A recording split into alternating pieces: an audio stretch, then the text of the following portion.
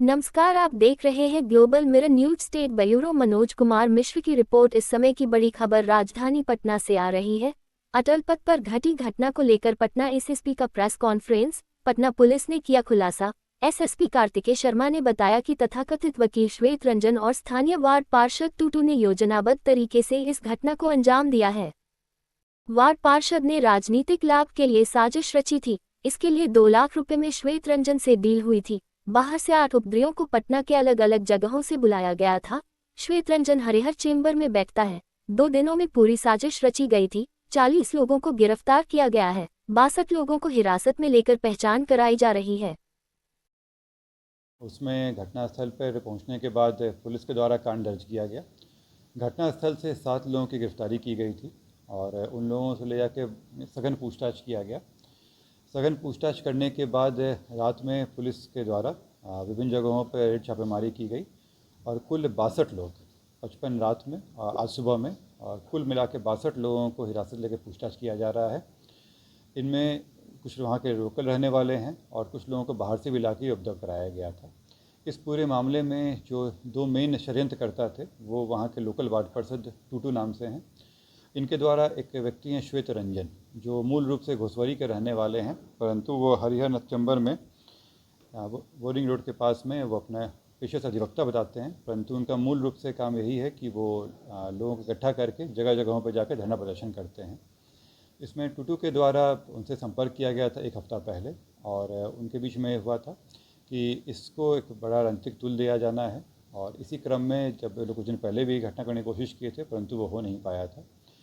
कल जो श्वेत रंजन है ये कुछ लोगों को बाहर से अपनी गाड़ी से लेकर आए और उन लोगों के द्वारा वहाँ पे जो वार्ड पार्षद हैं उनकी मदद से जो लोकल लोग हैं उनमें अफवाह फैलाई गई और उनको ले जाकर वहाँ उपद्रव कराया गया और जो श्वेत रंजन के आदमी थे उन्हीं व्यक्तियों के द्वारा वहाँ पे आगजनी का काम भी किया गया, पथराव भी किया गया और इसके अलावा वहाँ पे जो पत्थरबाजी पुलिस पे हुआ था सारा काम उनके द्वारा किया गया।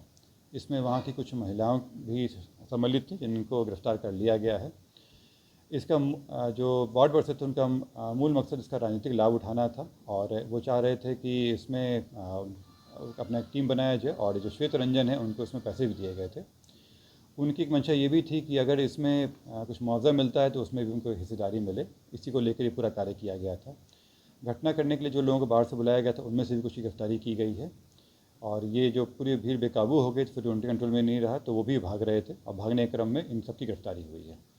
जो दोनों मुख्य षड्यंत्रकर्ता हैं उनकी गिरफ्तारी हो चुकी है। इसके अलावा जो 62 अन्य लोग हैं उनको भी पूछताछ के लिए लाया गया है।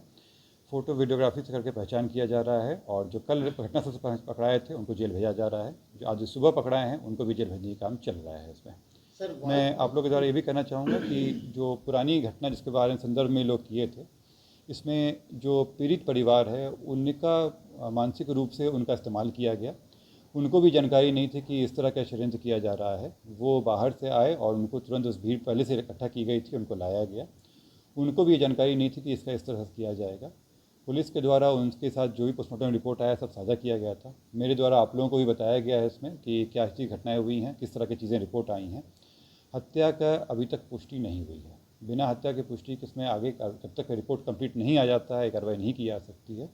जो प्रिलिमिनरी रिपोर्ट आया है उसमें हत्या की पुष्टि नहीं है। ये बात उसके परिवार वालों को भी बताई गई थी और वो पुलिस के जो अनुसंधान है उससे संतुष्ट भी है, लेकिन इनके द्वारा भड़काया गया और कुछ षड्यंत्र रूप से बना कर इन लोगों को बताने की कोशिश की है कि इसमें कुछ और भी कारण बताए गए।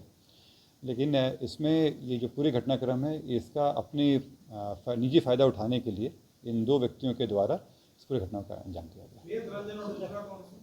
श्वेत रंजन और वहाँ के जो लोकल वार्ड पार्षद हैं टूटू। पूछताछ में बताया सर, बाहर से कितने लोगों को बुलाया गया? श्वेत रंजन के द्वारा 2 गाड़ी से 8 लोगों को लाया गया था, जिसमें से कुछ लोगों को गिरफ्तार किए हैं और जो लोकल वहाँ के कुछ लोगों को अरेंज किया गया था ये जो टूटू हैं वार्ड पार्षद उनके द्वारा। हिरासत में लिया गया? जैसे मैंने बताया कि घटनास्थल से उसी समय में 7 लोगों की गिरफ्तारी हुई थी।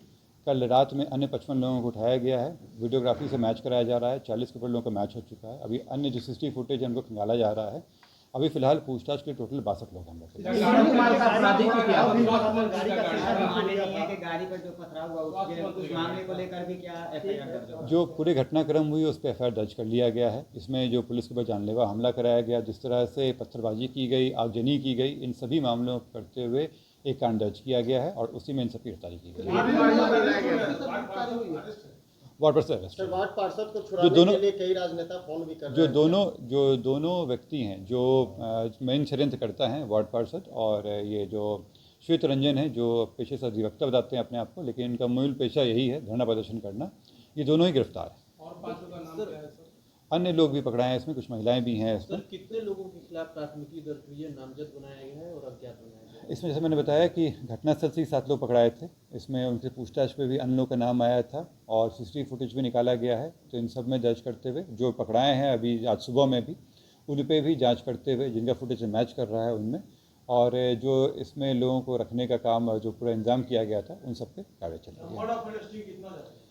40 के ऊपर।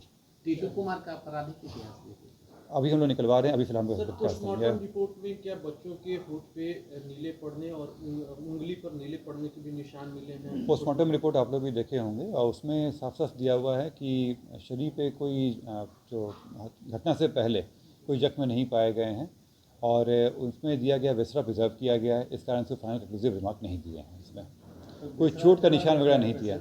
फूड पॉइजनिंग वगैरह की देखिए बात आई है? एफएसएल जो होता है वो वहाँ पे जो साक्ष्य संकलन